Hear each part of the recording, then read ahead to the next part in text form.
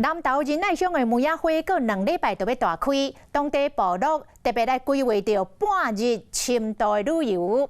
南投县政府甲乡公所特别到台中来宣传，要邀请大细汉朋友到仁爱乡的山顶来看木野花，耍部落。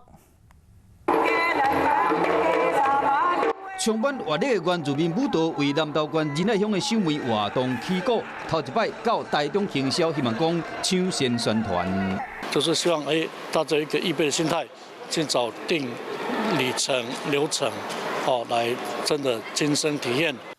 河新守门园区差不多60家，规条山和白色梅花砍掉哩。这款冬天的美景会阁出现，尤其是今年12月气温有够低，对着梅花开花有帮助。因为附近有美源部落甲清流部落，配合5条深度的游览线，守门的同时，嘛会使去游览部落。